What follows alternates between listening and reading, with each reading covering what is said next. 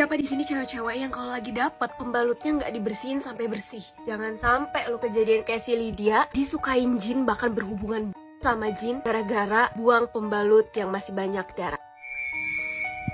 Kembali lagi di cerita horor, dan kali ini cerita horor ini khusus untuk cewek-cewek, apalagi yang lagi dapet nih. Sekarang dengerin sampai habis. Ini ceritanya gue baca dari thread, dan ini merupakan kisah nyata yang dialamin sama temen penulis thread ini. Kejadian ini dialami sama Lydia waktu dia SMA. Lydia ini termasuk orang yang gak terlalu percaya sama hantu, tapi dia tahu nih mereka tuh ada. Tapi ya udah, selama gak diganggu, mereka juga gak akan ganggu. Sampai ada satu kejadian yang membuat Lydia ini percaya gak percaya dengan apa yang dialaminya. Lydia ini pernah sakit yang lama banget, seluruh badannya bener-bener ngilu, bahkan dia tuh sampai diopname karena sekujur tubuhnya ini lebam merah-merah. Nah kebetulan si penulisnya ini, kita sebut saja Ria lah ya. Nah Ria ini bersama teman-teman yang lainnya ini mau ngejenguk si Lydia. Pas mereka sampai sana, mereka tuh shock banget dengan kondisinya Lydia karena bener-bener badannya tuh tinggal tulang sama kulit aja, bener-bener sekurus itu. Dan pada saat mereka jenguk ini, pas banget Lydia ini ternyata mau diruqyah sama keluarganya. Jadi di sana itu ada ustadz. Si Lydia nih saking kurusnya, dia tuh nggak bisa berdiri sendiri, nggak kuat, matanya melotot, dan dia juga bisa nyabut rambutnya menggunakan tangannya sampai botak. Dan yang bikin Ria kaget lagi, dia tuh ngelihat ada sesosok tinggi di pojok, wajahnya lonjong dan juga tingginya kurang lebih 2 meter yang lagi menghadap lurus ke Lydia. Tapi nggak dihirauin tuh sama si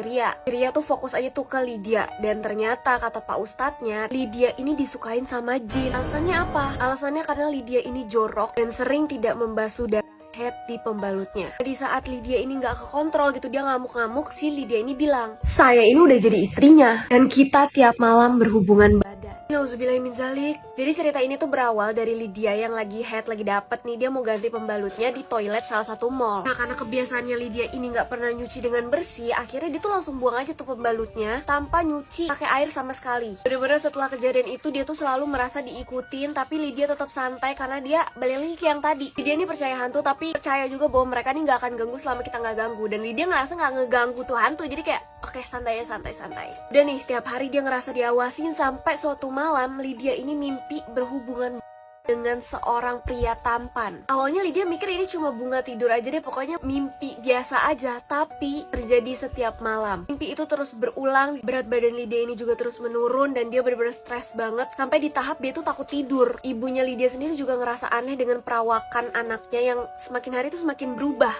Wajahnya nggak seperti biasa, selalu kelihatan pucat, dan tiap hari makin kurus. Suatu pagi ibunya Lydia ini mendapati Lydia dengan kondisi matanya udah ngeliat ke atas dan nggak merespon saat dibangunkan. Segala cara udah dilakuin tapi nggak juga menemukan titik terangnya Lydia ini kenapa, nggak ada yang tahu. Sampai akhirnya teman bapaknya Lydia ini bantuin untuk mendatangkan seseorang yang bisa meruqyah Lydia. Akhirnya datangkan tuh si Ustadz Yusuf itu. Nah jinnya ini berkata ke Ustadz Yusuf bahwa aku tuh suka banget sama perempuan ini karena dia selalu memberikan aku hadiah. Ustadz Yusuf heran kan, hadiah apa yang dimaksud? Jinnya ini ngomong lagi, perempuan ini selalu memberikan aku darah nikmat yang sengaja memang selalu dibuang di rumahku. Ustadz Yusuf akhirnya nanya lagi, memang di mana rumahmu? Di tempat kotor atau di tempat sampah? Ia selalu membuang sebagian darahnya yang masih menempel di selembar kain ke dalam rumahku, dan selama itu aku menikmati harumnya darah tersebut. Nggak membuatku tertarik untuk menyukainya. Sampai akhirnya proses ruqyah ini dilanjutkan, dan jinnya ini akhirnya keluar dari tubuhnya Lydia. Akhirnya Lydia ini sadar dan siuman. Nah, siapa di sini yang mager buat ngebersihin pembalutnya? Jangan malas bersihin pembalut.